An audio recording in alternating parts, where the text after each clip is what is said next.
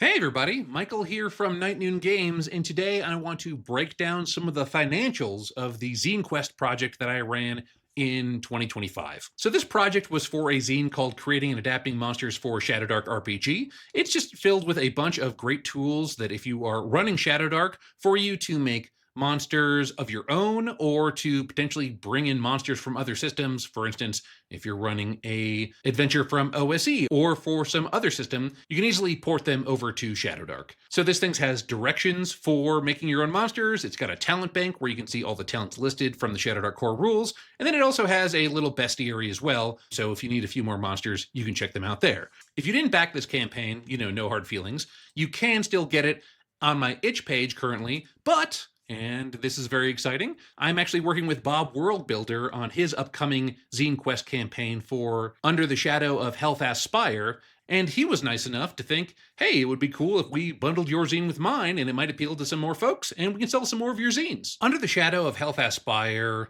is a new zine written by Bob. There's illustrations by him too that are really cool of new material designed for use with Shadowdark. The vibe is kind of a curse scroll kind of thing where there are some additional player character options, there's a region, and then there's also an adventure in there too. This thing includes 64 pages, both available as print and PDF. There's 30 new magic items, there's 15 new monsters. There are even tables for monster loot, which I'm excited about for reasons I can't quite disclose yet. And it's all written for low to mid-level adventurers. So this is the kind of adventure you could throw at your party, either just as they're beginning out, or maybe after they're at level 2 or 3. I'm editing this for him, and it's been a lot of fun to work with him. I'm really excited for it. It launches, again, February 10th, and you should definitely check it out. Anyways, I think I know what you're here for, and that's to peep at these numbers I have for you, so let's get to that. All right, so as you can see here, my campaign ran from February 18th through March 6th. I know a lot of people start their campaign the first day of Zine Quest or the first Tuesday of Zine Quest. I didn't feel like I was in that much of a hurry to do it, and I feel like since so many campaigns launch at that time, I wanted to just give it a little time to breathe. And of course, I should say there's going to be a link to this spreadsheet down in the comment section so you can check it out for yourself. All right, so let's start with the juicy part first, and that is how much actually came in through this Kickstarter campaign. As you can see here, there were just over 1,000 pledges as part of the campaign, and then another 83 as part of late pledges, with pledges during the campaign being just over $13,000, and then the late pledges equaling just over $800. So I made the choice to charge shipping at the time of the pledge, which a lot of people have been backstepping from, and I don't think that I would do that again. I went into this campaign thinking this was more of a community resource than a money-making venture, and I think that maybe caused me to skip over some steps that I should have thought a little bit more deeply about. And definitely how I was handling shipping was one of them. We'll get to it a little bit later, why I think that, but it definitely could have saved me some money. So next year, I want to take a look at how those pledges broke down, who was pledging for what, and what add-ons they were adding as well. So you can see here that I had 4 distinct pledge levels, and these are in the order of the backers, not the order of the grosses. So at the $12 zine level, I had 395, and this was just the physical zine. It came with a PDF as well. But this is, hey, you want this monster zine? That's what you're getting. The next pledge level down the line is the $5 zine PDF tier. I think this is pretty self-explanatory, but this is just for a PDF of the zine. Next up is the $22 everything tier. So what everything was, to me at least, was the zine and the add-ons that I had. So if you kind of skip down and you want to look a little bit lower on this sheet, you'll see the add-ons too. So the add-ons were for $4, you could have PDFs of my entire back catalog on itch. I think there was 12 or 13 things. Those range from bespoke games to supplements for Shadowdark and other games. And the reason why I priced this at $4 was I just figured that for that low of a price point, if people liked seeing my work or wanted to be encouraging, another $4 isn't going to break the bank, and they can also check out what I've made before and hopefully put it to use. I also had copies of Attack the Light Issue 0, which is a preview of an upcoming project that I am still working on and has been delayed for various reasons. But I figured if people wanted to buy a zine of that, I ended up actually having to print more of them because it was so popular. They'd be more than welcome to at $9. It's a pretty thin zine, so that price point made sense there. And then for just $2, I had a little supplement called Fiona's Dunstay, which was something that I wrote for Shadowdark. It's sort of a in-world take on April Fool's Day. And that one I decided just to home print. So I figured if people wanted to give me $2 for a home printed version of this zine, I'd be more than happy to sell it to them.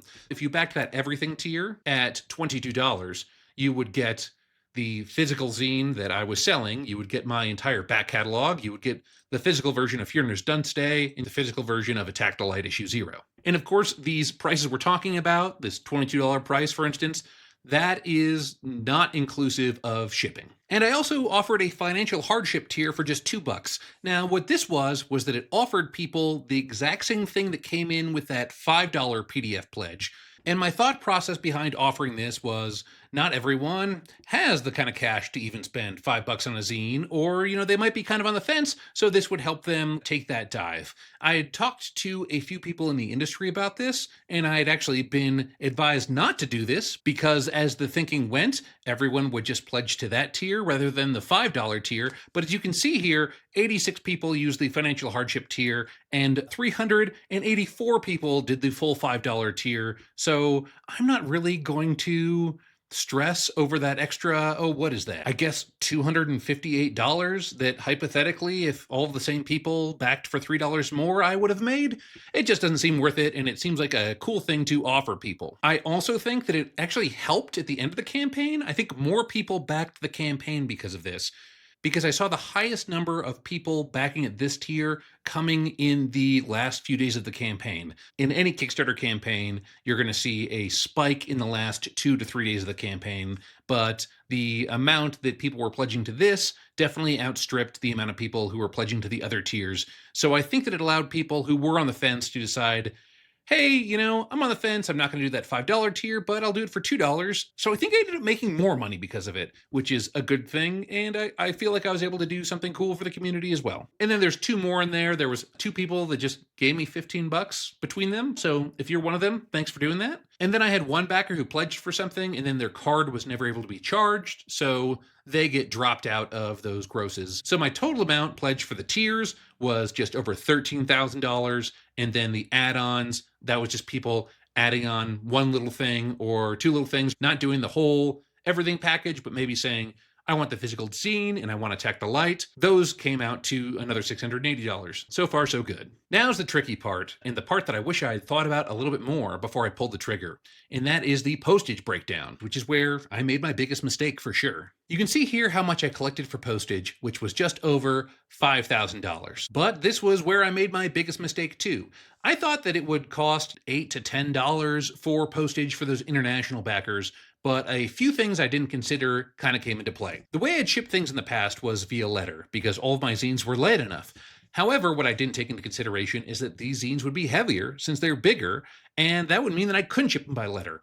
On top of that, I also wanted to ship them in a pretty sturdy envelope, one that couldn't easily bend in the mail, and because of the weight and because of that rigid envelope, these actually ended up qualifying as packages, which are significantly more expensive than shipping a letter, as you might imagine. So even though I was charging international backers about $8, it ended up costing about $18 to ship each one of them. So the lesson I learned here is you definitely want to do a better job of thinking ahead about how much your things weigh, what ways you're going to mail them. And part of that is also probably just charging for shipping, either using Kickstarter's Pledge Manager or a Pledge Manager like BackerKit. Thinking ahead of the campaign, you'll want to do a little bit so you can estimate how much it's going to cost to ship these things, but you don't have to get those exact numbers quite down before you actually launch your campaign. Now I want to move on to my expenses, and that'll give you a better picture of how much I was spending on shipping, where all that shipping money went, and why it cost more. Since we're already talking about shipping, let's start there.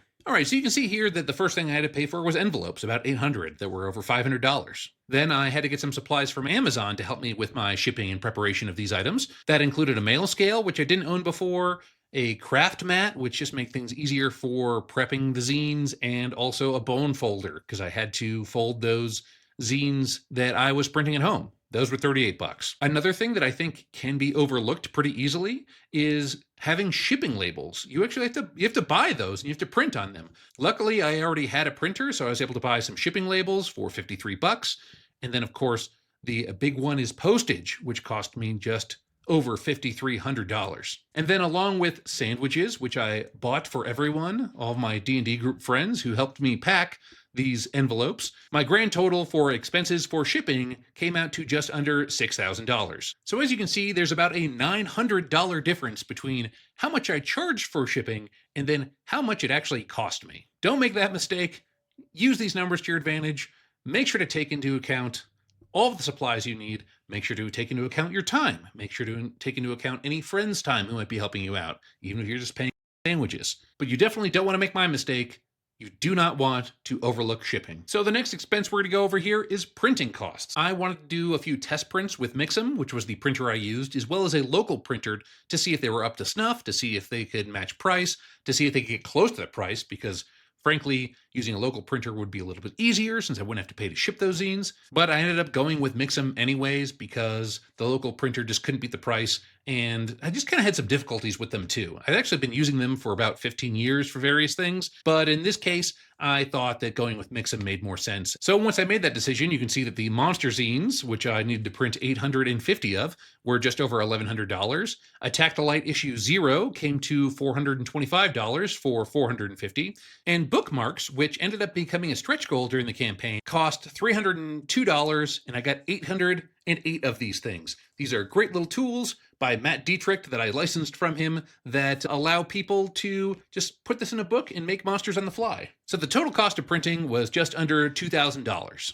Next up, I needed to pay for some content for my zine as well. So I bought spot art from various places, some of which you could find free, some of which I use public domain art for. That all came to $96 for 24 pieces. A lot of that is on DriveThruRPG. You can get a piece of spot art for $2 or $4, and if you're making a zine on a budget, it's a really cost-effective way to go about it. Or, like I mentioned, public domain art, which in some cases I repurposed to be a little more unique and a little more my own. I also decided I wanted to commission art, and between the two pieces I commissioned, it was $225, and I had some other expenses too in there, which ended up coming to $165. So the total cost of the content that I had to purchase or license was $486. Then finally, and I think this is one that might get overlooked sometimes as well, is how much it actually costs to sell your things on Kickstarter. Because of course they have to get a cut too. They're a business that needs to stay in business. So as you can see here, Kickstarter takes a 5% cut, so that was just under $1,000.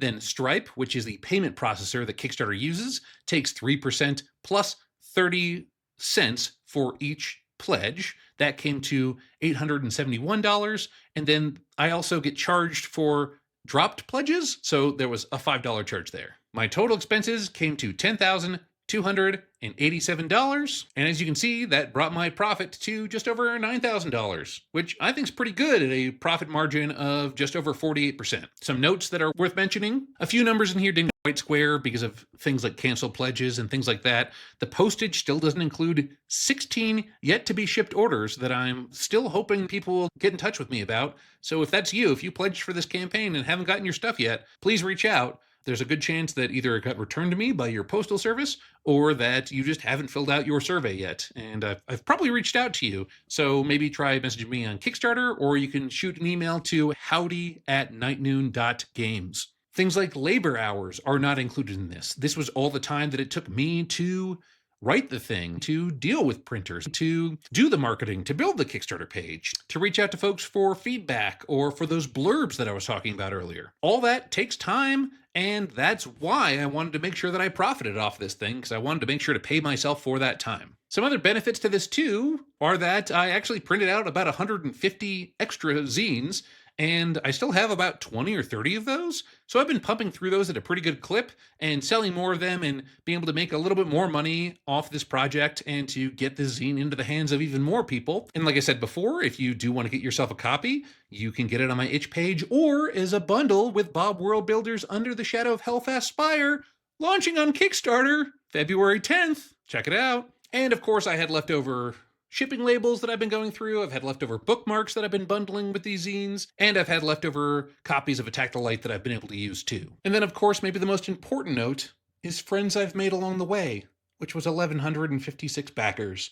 If you backed this campaign, thank you. If you're still watching, thank you for checking it out. I hope that this breakdown was helpful for you, for your campaign. If you like my stuff, please subscribe. You can find me on Itch. And of course, check out my buddy Bob's campaign that launches on February 10th. It's a really cool zine, and I think you're going to like it. Until our next adventure, stay inspired and keep those dice rolling. Thanks for watching.